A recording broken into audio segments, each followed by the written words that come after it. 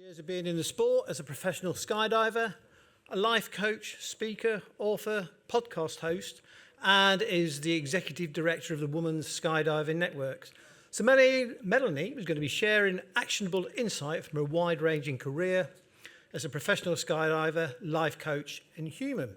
Now, before I introduce her, I found out not long ago, but it was her birthday yesterday.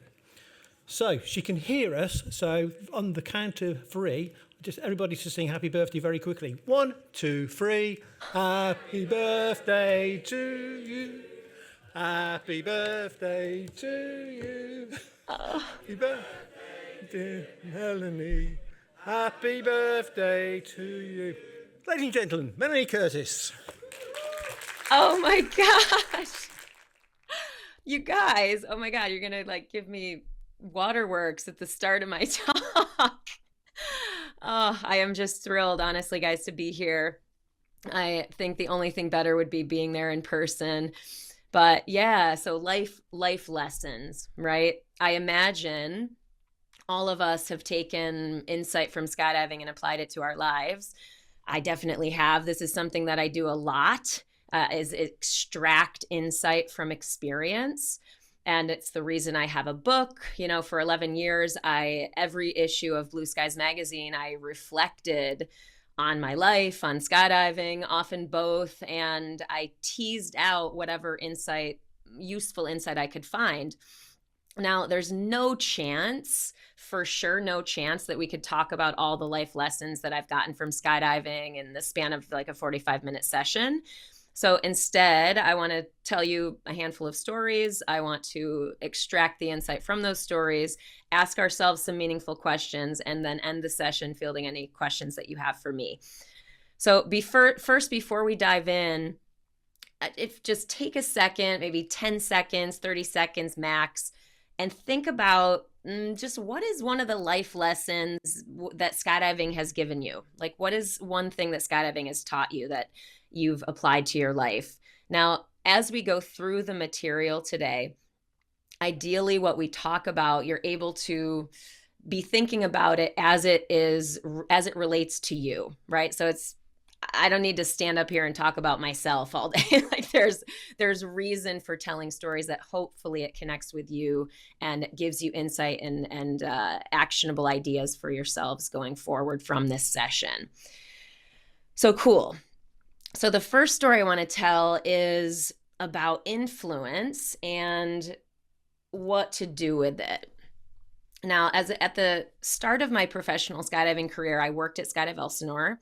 I started running the experience side of the drop zone while I was training to compete at higher and higher levels. I worked and we created fun and funny and inclusive events. We did a lot of basic skills coaching with young jumpers and full otter-sized loads of newbies. It was totally awesome. Did that with my teammates a lot. I just loved helping everyone really who came to Skydive Elsinore. I wanted them to feel welcome. I wanted to help them have fun, to help them maybe connect with other people, learn something, and just do that both in the sky and on the ground. Now, one day, my best friend, Carolyn, she came to Elsinore and walked into the office to register. And we weren't best friends yet. This was actually the first time that we had ever met. So she had come with other friends that I knew and mutual friends. I was really happy to see these people again. It was yeah, hey, how are you? Oh my God, so good to see you, that type of thing. Carolyn at the time had about 50 jumps and was understandably nervous to come to a new drop zone. She had never been to a new drop zone before. Our mutual friend Marnie had basically convinced her to come to Elsinore to work with me specifically after she saw me coaching in the wind tunnel. And that of course made Carolyn even more nervous, this idea of meeting this cool coach person. So the day they got there, I was just working in the office, and coincidentally, that same day, I had just gotten my first ever rig sponsorship, which for a new and sort of growing professional skydiver was a big deal. I was genuinely excited, and I was happy to tell my friends. So when Carolyn and my friends walked in, I shared this with them. I was just like, I just got sponsored, yay. And they all got checked in. They left the office and went to get settled down in the packing area, stuff like that. My friend Dave came back up, asked if I wanted to jump with them, and I was all for it. I finished up what I was doing in the office, and I ran down on the 10-minute call to like gear up and do our skydive. So we were doing this a 4-way, and Dave and I were the 2 experienced jumpers on this jump.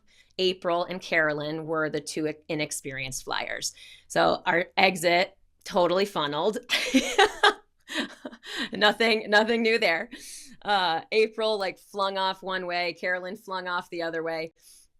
Dave flew over to got April. I flew over and got Carolyn. We just brought it back together, and all was well in the world. Or so I thought. So a couple of years later, like I'm talking years later, after Carolyn and I had since coached together, competed together, we'd made funny movies together, we'd become legitimate best friends. Somehow the topic of like first meetings came up, and Carolyn told me how when she and I first met, that for like basically the first hour of knowing me, she like kind of thought I was an a-hole, which just like stabbed me in the heart. It was just like terrible. But in her experience, I sort of came across as this like sky god person, talking about her cool sponsorships, like running down to the loading area last minute, like doing that type of thing. And at the time, I had no idea. I literally had no idea, right? Like, of course that wasn't my intention, right? And Carolyn, like, as she's telling me this story and I'm like having a personal awakening moment, she went on to say that, when I flew over to her and basically like saved her in free fall, I'm like, yeah, get her, that all was forgiven. So it didn't last very long, this negative experience of me.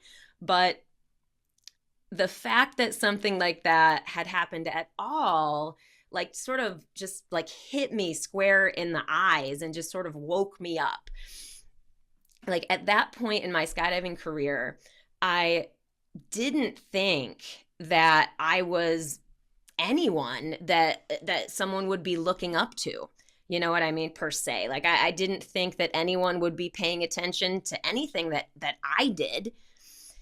And that hit me that I have influence, and it hit me that we all have influence, that the things that we say and the things that we do have the power to impact other people, whether we have 50 jumps, 100 jumps, 1,000, 10,000 jumps, it doesn't matter. And most importantly, it hit me that we really must wield this power for good. And I say this because, I'll say more about this, but this idea of like, we have influence and I'm going to wield it for good.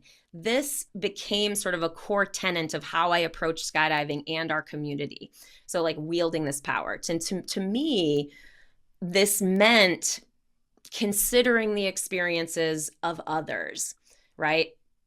Making intentional efforts to welcome other people, just again, more intentionally, coaching and teaching, of course, and also making the effort to help people feel safe in a social setting or in the sky. Not that we can control what other people think and feel, but we can make an intentional effort to attempt to help people feel those things, to help people feel included wherever we can. So I did that. I did wherever I could, I did that.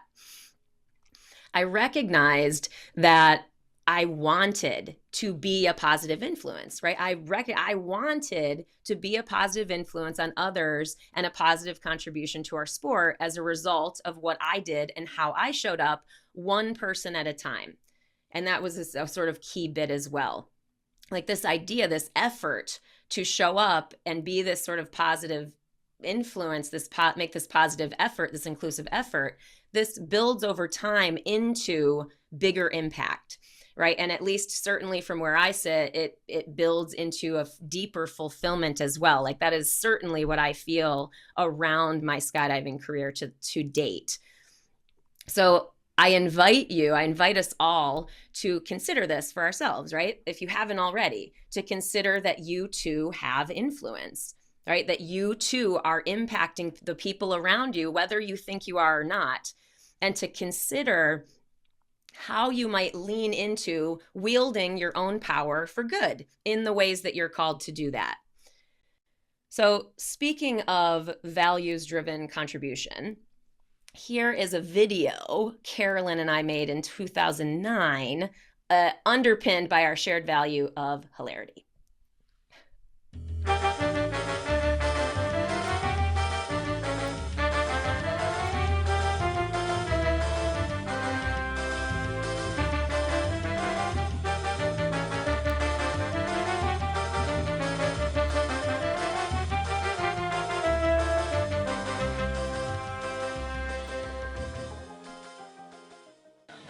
I just had my first jump on my brand new canopy.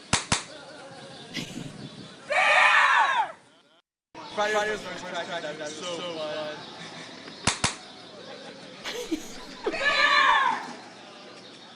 Hi, Skydiver. Thanks, I'm so excited. It's my first time here. Awesome.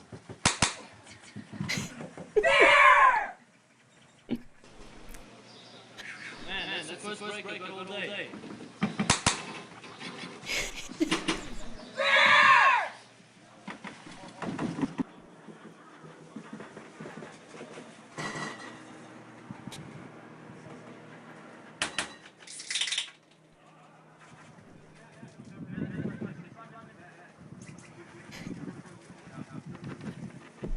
Man, that's the first beer I've had in a while.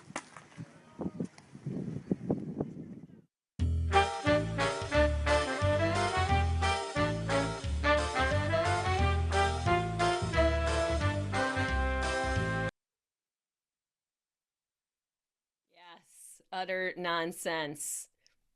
You learn that that comedy you're supposed to exaggerate. But jokes aside, and continuing to sort of pull on this thread of mentorship and values-driven decisions. In 2015, I was in an emotionally challenging period of my life and my career. It was because of multiple losses. I had, in various ways, I had decided that I needed to take a break from jumping. And for me, that's a big deal. Like, I had been skydiving since I was 18 years old. It's like all I had ever known, basically. And there's a ton more to this story, but in short, I knew that I needed to take a break. I knew that if I didn't take a break from jumping, that I would be a danger to myself and other people, something I'm absolutely unwilling to ever be. And the next slide is speaking to that. I invite us all, certainly, we hear this all the time, but absolutely trust your gut. This is ranging from any kind of life decision or micro decision in our sport. So in this period of my career, I wasn't jumping. I had about a couple of years off, but I still wanted to add value to skydiving. Like, I missed skydivers. I wanted to add value to new jumpers, and, which was my favorite thing to do, and it still is. And I thought it was a travesty that I couldn't help people unless I was physically, literally at a drop zone. And so then it hit me that, I'll just use modern technology. Cool. So then I started this online skydiving coaching group called the VSC. It's the Virtual Skydiving Center. Not trying to plug it. It's just part of the story. But for the last 6 years, I've been doing Zoom calls every single Monday night. And this is long before COVID. And it's over 300 sessions of just talking about skydiving with people who were looking to learn and grow, like debriefing videos, making connections, helping people build teams, sharing support, sharing laughs and ideas. And over that time, I've had the pleasure and honor to support so many newer jumpers, again, looking to grow and connect and contribute to the sport too. So some people in the group, they joined before they even had 20 jumps, before they even had an A license. And so now some of those same people are coaching, competing, doing wingsuiting, and just so much more, that it's just so cool to see the growth and evolution, and to be connected to these awesome people as a part of their skydiving journey. Now, in 2019, the members of this group, they got together and flooded PIA's inbox, nominating me for their newest award. And because of them, I received the first ever Parachute Industry Association Mentorship Award, which is like, yeah, it like really, yeah, I don't even know. Like I say, I don't even have words for it still to this day. And I don't tell this story to toot my own horn at all. I tell this story to promote mentorship, right? And how we all can do it, right? Whether we are sponsored, not sponsored, we have 10,000 jumps or 10 jumps, like we said, the things that we do have the power to impact. And again, we can wield that power for good. We have the power to make our sport, our relationships, our lives better, and our efforts compound over time, so that small ripple effect can build into a bigger wave of impact over time. Now, I asked you guys to consider this for yourselves, right? But some more direct questions that you can ask yourself to both help you reflect on this and also help clarify how this might look for you in your own life and your own community. The first question I would ask is, how are you mentoring now, right? How are you bringing positive energy and contribution to our sport? What intention are you bringing to the relationships you have and the new people you connect with, if any, right? And it's not that you need to be doing this. You don't need to be mentoring at all. Totally no pressure. I'm simply sharing the idea that we can be. We just can be. And that most of the time that effort magnifies into our own fulfillment as well. So it's like the supreme win-win is basically how I see this, and which is why I like to share it and promote this idea of mentorship. So some ways it might look, you might be a coach on your drop zone. You might be new to the sport and feel like, how could I ever mentor? How could I ever make a positive contribution? Maybe you're just kind to the people that you meet and help somebody who's new feel welcome too. Gosh, yeah, it could be so many different things. You could do events focused on new jobs. Like, it could be just so many different ways that mentoring can look. The idea is that we are reaching back to help those that are coming up behind us. Now, of course, we're talking about this relative to skydiving and the skydiving community, but I also invite you to think about these sentiments in your non-skydiving life as well. Like, how can you lend a hand at work or in your family or with a friend?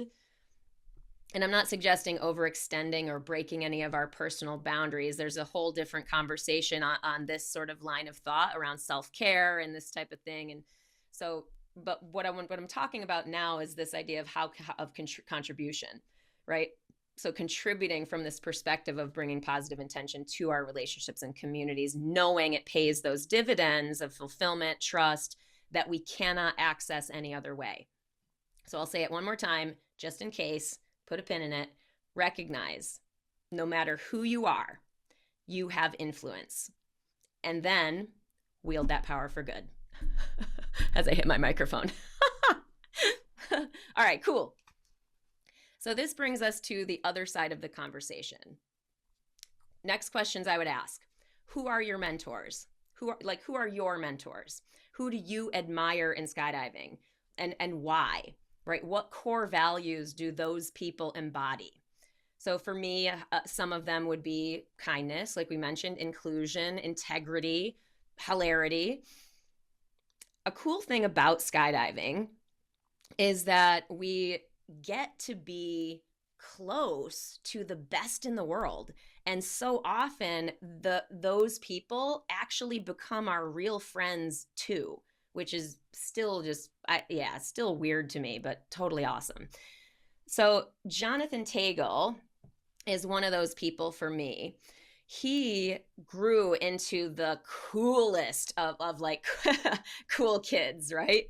He ended up as one of the best canopy pilots in the world. He was on the PD factory team. He won gold in a ton of different canopy piloting competitions and, you know, pushing the edge of parachute flight.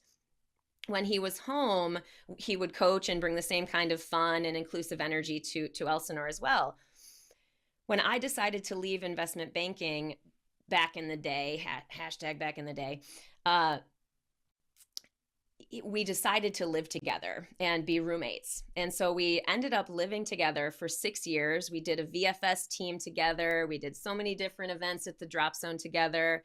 We led the charge on just so much nonsense, just ridiculousness.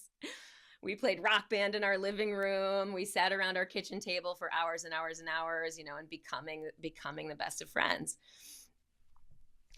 Now, in the first year of our living together and my sort of doing my thing at Elsinore, was the first year I was at Elsinore in that role, doing all the events and coaching and stuff like that, Jonathan encouraged me to pitch PD for sponsorship. And at this point in my career, I knew I still had just so much to learn, right? I knew that I had so much to learn. Like, yeah, I was sort of an unstoppable force in one way, given how much I loved skydiving and loved skydivers and just had so much energy and passion for being a professional skydiver. But I also felt a ton of imposter syndrome and definitely would have held myself back in the sport professionally as well. But because of Jonathan's encouragement, I put together a thorough and professional, as thorough and professional a presentation as I could, a proposal to PD as I could, and I applied for the sponsorship. Now, not only did they sponsor me, they fully sponsored me, and they are my longest running sponsor to this day.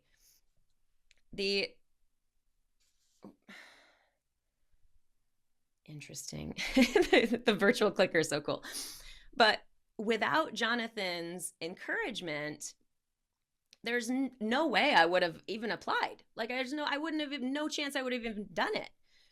Like, without him believing in me, right, inspiring me through his direct support and his example, like, who knows where I would be. I mean, I imagine I would have found my own way somehow, but the important takeaway is that we never know what a little bit of encouragement and support will do for a person.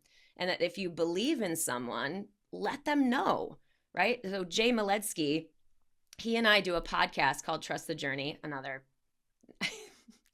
whatever, just go with it. And one of the things that we say all the time is make it weird.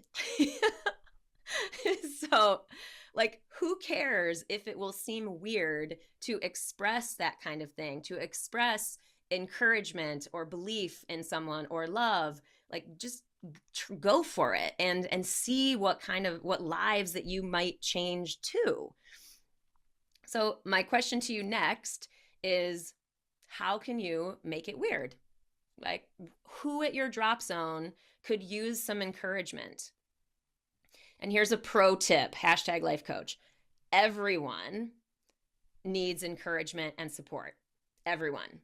From the 10 jump person to the 20,000 jump person, everyone needs encouragement. Everyone is lifted when we believe in them for real, right? So if you do, share that, right? And again, even though you're Brits, and I think Brits don't do that, but especially because you're Brits and Brits don't do that, consider this idea.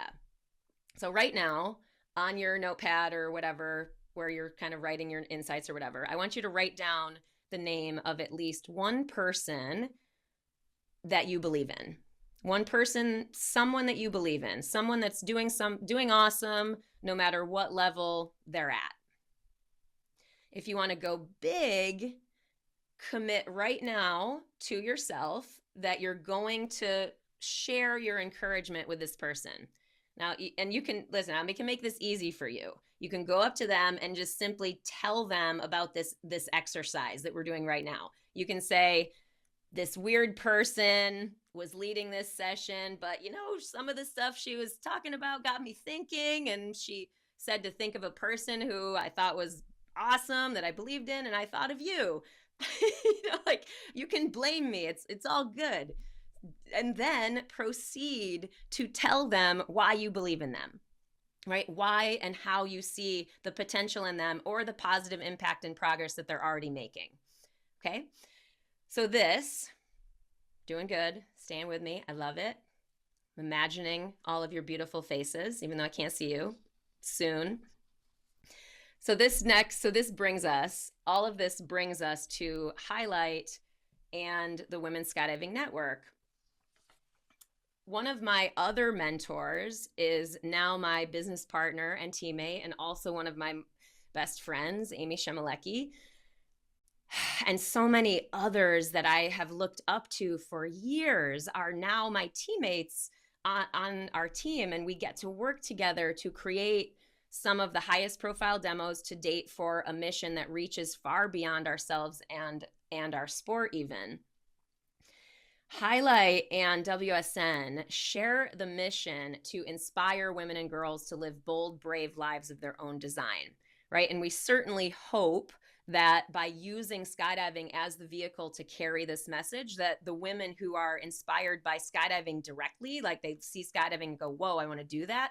We hope that that also then inspires them to join us, and the 13% of women in our sport will rise. So I started skydiving when I was 18 years old. I was young. I had low self-awareness, low situational awareness, as most young people do, totally normal. I certainly noticed that skydiving was male-dominated, but that was pretty much the extent of my thoughts on it for a long time, decades. As I grew in the sport and women's events and categories became more popular, and even leading Chicks Rock Boogie at Skydive Elsinore for so many years, I still didn't really get it. I wondered, like, why do we need to have women's anything? Like, I sort of resisted the idea, always thinking of skydiving as a sport where gender truly doesn't matter. Like, look at Eliana Rodriguez and Natasha Montgomery and Amy Shemalecki and so many others. Like, they are the best in the world. Like, we don't need separation. Inclusion is what's up, right? And it is, by the way. But what I didn't get was that I was the fish swimming in the water, right? Who doesn't know it's in the water because it's all he's ever known, right? What I didn't get was that I was only looking at things through the very narrow lens of competition and participation. That yes, skydiving in so many ways absolutely is driven by a culture of inclusion, for sure. And it's awesome. But that's different than representation, right? Like that if a woman comes for a tandem or AFF and they see that there aren't that many other women around or no other women around, how they could easily think, maybe this isn't the place for me, right? How they could easily potentially feel uncomfortable by the large disparity in participation. So this is this idea that representation matters, right? And we hear this phrase a lot. Like, we hear it all the time. It sounds like this buzzword phrase, but if we're in the business of increasing the number of women in our sport, and we're in the business of inspiring women and girls to live bold, brave lives, if we're in the business of being genuinely inclusive, I encourage us all of us, myself included, all of us, to take a closer look at how we do things. Like, if we want more women to join us, I'd say consider more closely the kinds of environments, messages, and community values that we promote. Now, part of that comes in representation. Right. My clicker. You can do it, clicker. I believe in you. See, I believed in my clicker and it totally went to the next slide. So part of this, like I said, comes in representation. in women being seen and celebrated and given spaces to feel safe and all of those things that we do in those types of things. And this doesn't have to be only in women-led events or events that are focused on women. It can also come in the form of allyship, where men begin to enter this conversation and begin to consider and contribute to the shared effort of supporting and championing women as well. Now, this does not mean in any way that we put men or transgender people or non-binary people down. It simply means that we recognize the disparities and bring intention to our effort to help close those gaps in terms of inclusion and representation. And all of this is also underpinned by the idea that things would be better with more women. Like, theoretically, that's what's motivating us, that things would be better if we had more women, if with more representation from diverse voices, right? And we can apply this to any underrepresented group, right? We can apply it to women, to people of color, to the LGBTQ plus community, and all of those things. So for some extra inspiration and clarity on Highlight, I want to show you our team inception video, which speaks a little bit more to what we do. This is for all women.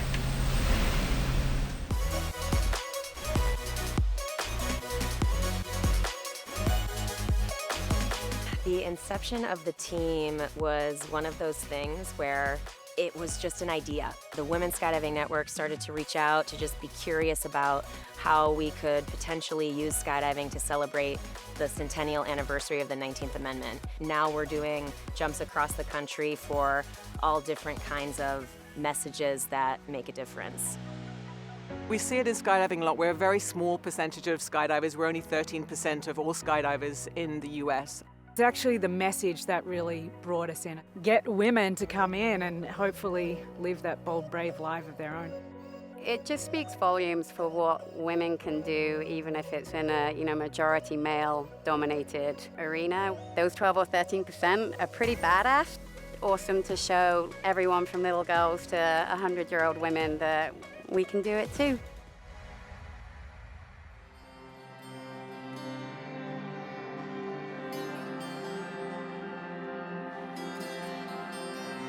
I enjoy teams of all sorts with all different types of people, but having the women is really special together, and there's something really cool about the way we all communicate together. This particular group of women is really awesome because everybody brings a very high level of skydiving skill and experience. To get to do these like intricate and technical jumps, it's really, it keeps me going. This team with all these friends of mine that I've been working with and admiring for so many years, all of us together. I mean, it's just like, it blows my mind that we're all on a team together.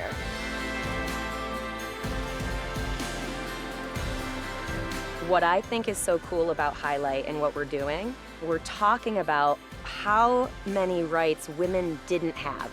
The idea of there was a time where I couldn't have voted it's mind-blowing. It is really a precious right that we have. We need to use our voice and use our vote in order to secure the future and the leaders that we want.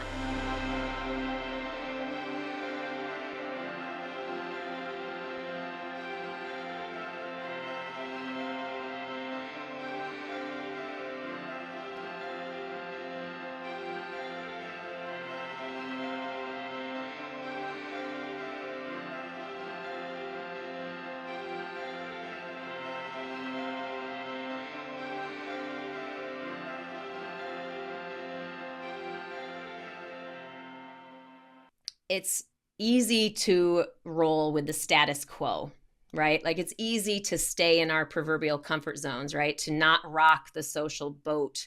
But ultimately, that limits the scope and depth of the life that we can live, right? And I'm not saying that we all have to agree with what I'm saying or even think that any of what we're doing is even necessary. I'm simply inviting us all to consider what might be outside of our view. So it's just like me when I was 18 years old, right? For the majority of my 26 years skydiving, I didn't think there was anything to even look at. I just didn't think there was anything to even make a change around, right? So one of the most important pieces of insight that I have learned in this work that's really helped me open my mind to others' experiences that differ from my own is this. Just because it's not happening to you doesn't mean it's not happening, right? So just because I was immersed in skydiving culture at 18 and I felt like I belonged doesn't mean that other women did, right? Until I started listening, right? Until I started intentionally learning more, until I started connecting with more women in the sport and hearing about how they felt and what experiences they had and what challenges they faced, only in talking with them and taking the time to listen and learn was I able to expand my view from the small fishbowl of ideas that I grew up in, right? I finally saw that I was in the water, that I was in the culture of skydiving. And then I started to see it with different eyes, with the eyes of these people that I was connecting with. And so with that, I was also able to start seeing so many things in my own story, that if I had known more, I absolutely would have pushed back on. But back then, because I didn't have that awareness, I just didn't know.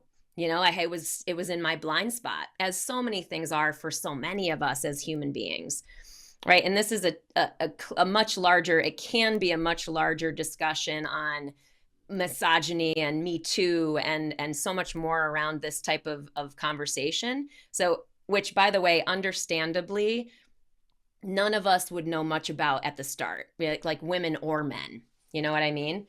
And so this is also, I really absolutely also make this clear that this is not about blaming or anything like that. It's simply that invitation to lean in and learn more with an open mind and an open heart.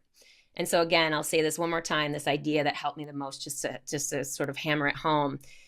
Just because something is not happening to you doesn't mean it's not happening. So if you take anything from this talk, I would say take this, right? And have it motivate you to just start listening. Start listening and learning more. Just taking in the stories. Doesn't have to be anything more than that. And listening and learning from people who don't look like you, who don't have the same lived experiences as you. And I am certainly no expert, by the way, at all. But this sentiment still motivates me to do the same thing, to keep listening to other people's stories, to keep learning, and to keep expanding my own view. Now, clearly, I'm passionate about this work. I'm definitely passionate. I'm very grateful for you guys, for you all sharing the stage with me to share a bit more about what drives our work with Highlight and WSN.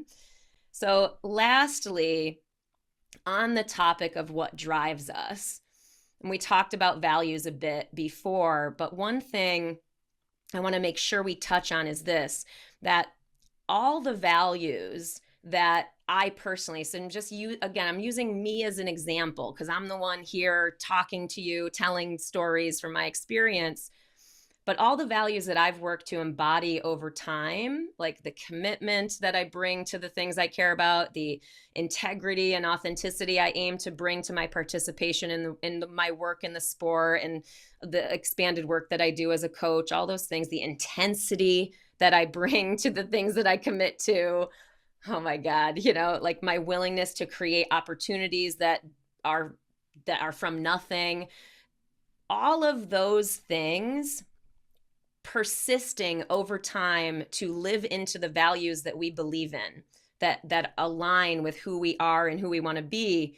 All of this, that's why when the WSN was looking to brainstorm and then lead big ideas into reality, that's why I got the call. You know what I mean? That's why Amy got the call. That's why every person on Highlight got the call, is that they're embodying these values, this kind of integrity in how they show up. And again, back to buzzwords, like being values driven is not just a buzzword for hashtag life coaches. What's up? It's a simple filter, right? It's a filter that we can use for decision making. Okay. We can use it also when we're reflecting on our lives, when we're reflecting on the results that we get and the frustrations and the fulfillment that we feel, right? So this kind of reflecting helps us clarify our values, right? So that we can grow over time into more and more alignment, like we were talking about who we truly want to be, what kind of leader we actually want to be in the sport. And this is in the sport or out, by the way.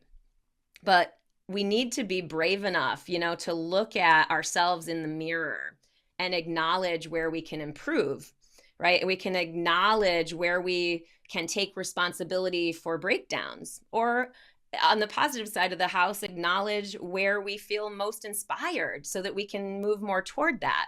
And we also need to accept where things are harder than we would want them to be and continue to move forward anyway. So this sets the foundation for our future, right? So like your future, my future, the collective future, it sets this foundation by building a foundation of trust in your relationships with the community and with yourself. So do this, and when the time comes, you'll get the call too. It's just, think about that sort of over time, doing this over time and what power that actually can bring. And so last thing, we are also all human, and sometimes this is how I feel as well. You're up! Nowhere to go! I can't! It's now or never! I just want to eat my cat!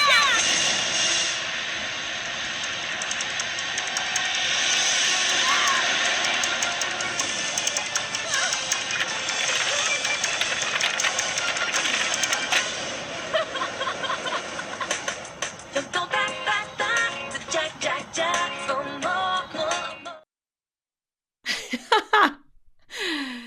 Yes. I just want to eat my jacks, team.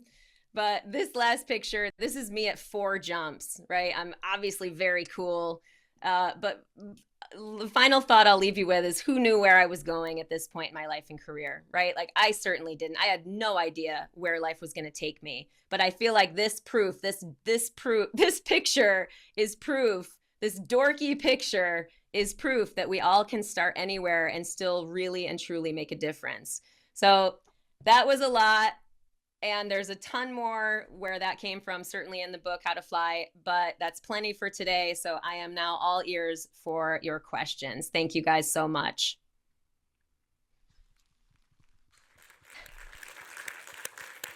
Okay, so have we got any questions for Melanie, guys? Here we have one here at the front. Thank you. Hi, Melanie. I've got a question about the impact you've seen through Highlight. So Highlight's goals are incredible. You were talking in that video about the percentage of women in the sport being around 13. Have you seen, through the work that you've done to raise the representation of women in the sport, more uptake of women in the sport? Yeah, that's a great question. Oh, wow. I can hear myself. It's funny because we need to collect that data. So I don't have that data, no. One of the things that motivates me and continues to keep me inspired in that lane of the work is that I personally believe that one of the things that we're doing is planting seeds. Like, we have no idea how many of the seeds will germinate in a longer period of time, right? If we're jumping in front of, and again, say we're doing a demonstration jump or whatever, and we're meeting people at, like, the New York State Fair is a good example, where we're seeing really non-skydiving communities and we're talking to people, what seeds are planted. Amy's story is actually really, really cool in that she, as a young girl, saw women skydivers and she just was like, I want to do that. And so part of what I think is motivating about it is I believe that we're going to see impact further down the line, that it's maybe not necessarily impact that we're going to see right away, but I certainly would be open to seeing the data. I mean, we've been doing it a couple of years, so that's pretty young in an effort, in sort of impact effort like that. But yeah, I'll talk to Al, get some data from USPA.